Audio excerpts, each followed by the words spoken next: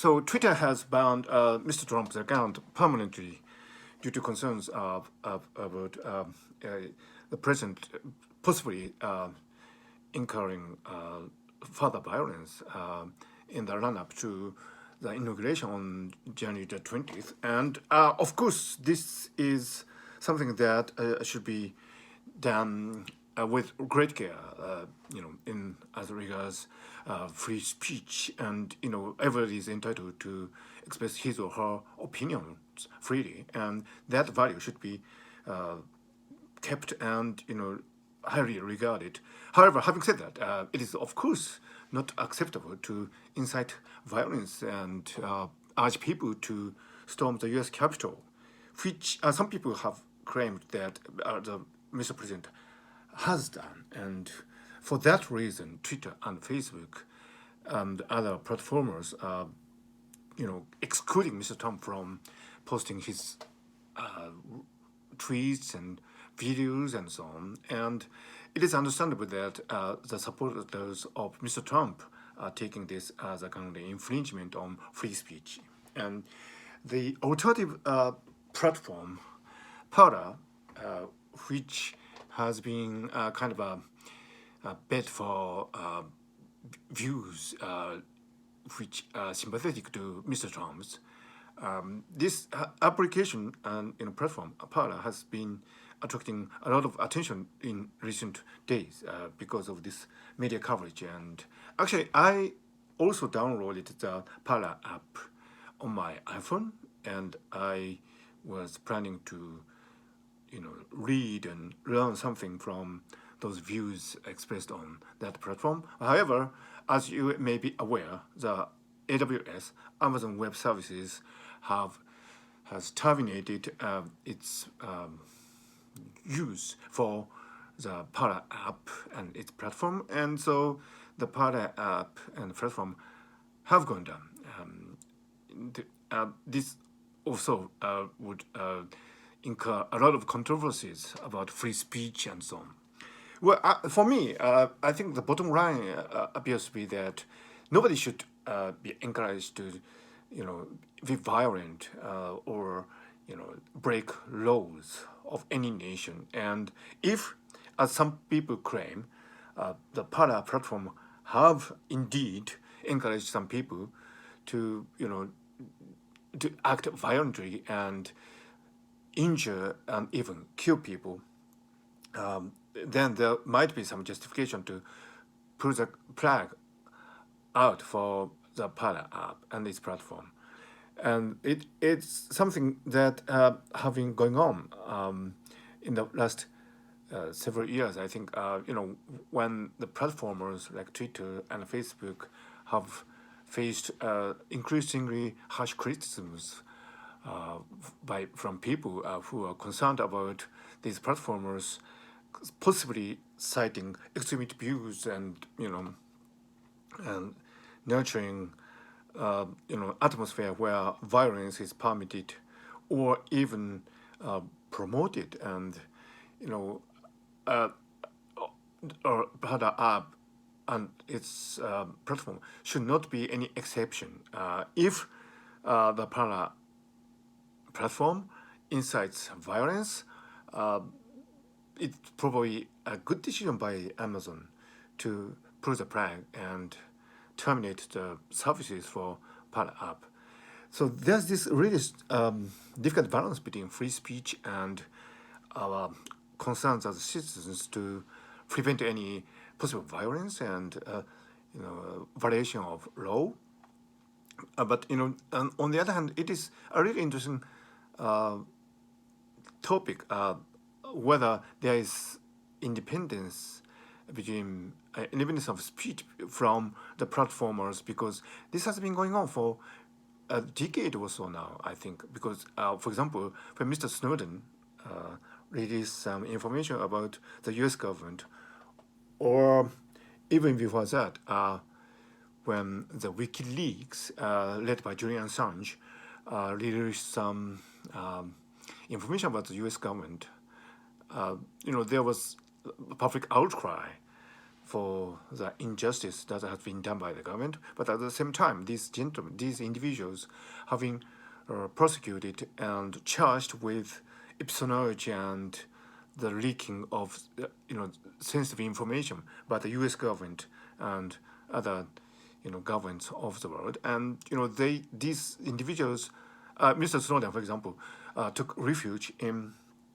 Russia, and Mr. Assange took refuge in the embassy of Ecuador. And so this raises a really interesting question about the relationship between free speech and its embodiment, because you might think that free speech can be done without any concern about its embodiment, like because you can express nowadays your speech anywhere you like, and it doesn't.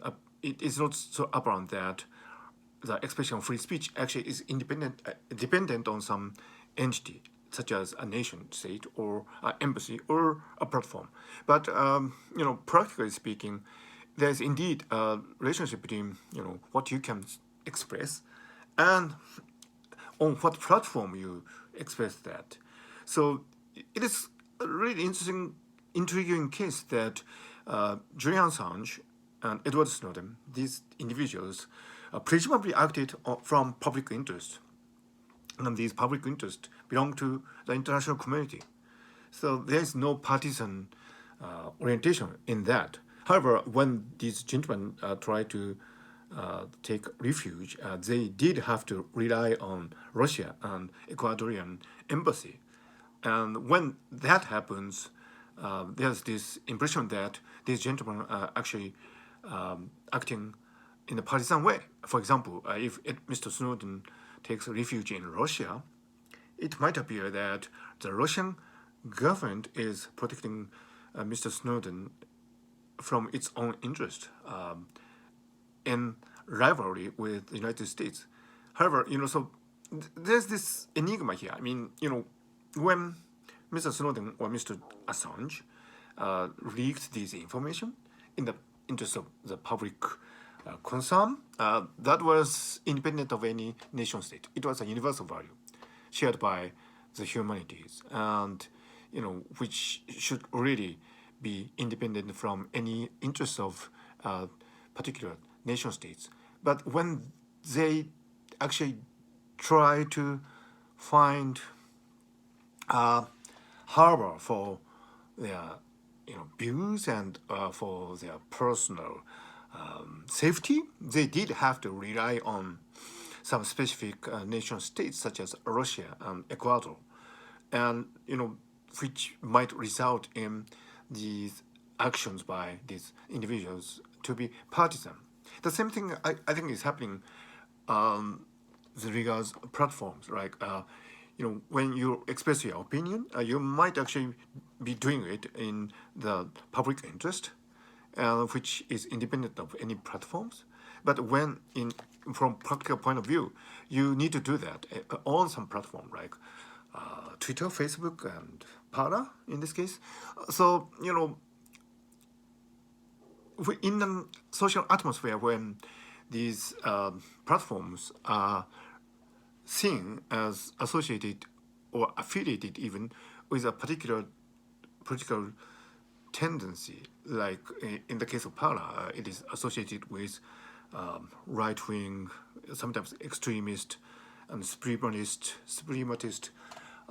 viewpoints, then it becomes a sad fact of the day that any opinions or information released on these platforms are tinted with that color of the platform. But as a matter of principle, opinions expressed on any platform should be independent of the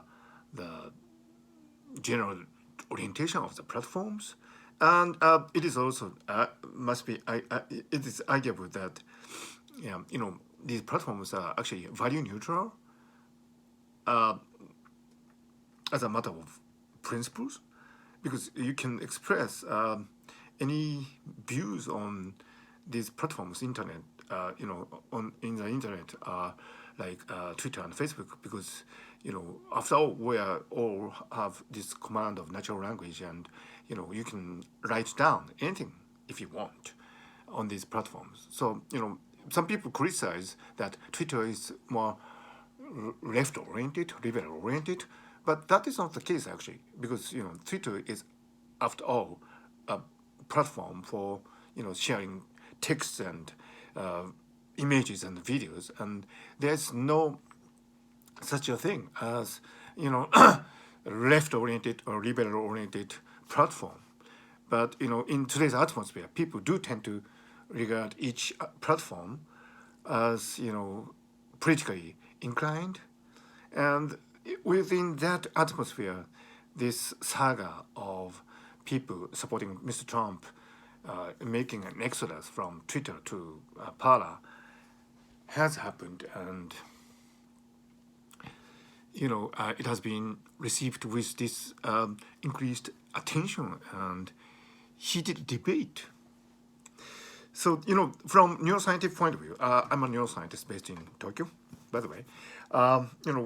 There's this question of embodiment, how you can embody your thoughts and ideas in this world. And, I think it is probably time when we consider, you know, free speech in terms of embodiment too. When we think about free speech, we tend to forget about embodiment needs in society. But after all, you know, as a matter of practice, when we express our opinions, we need to do that on some platform, whether it is on virtual or physical. But and when we talk about the virtual platforms, it is actually physical because it must be supported by infrastructure such as AWS. So this argument about the free speech should be coupled with our awareness of the embodiment of these platforms. And without doing that, I don't think we can make progress about this ongoing, really interesting debate about free speech.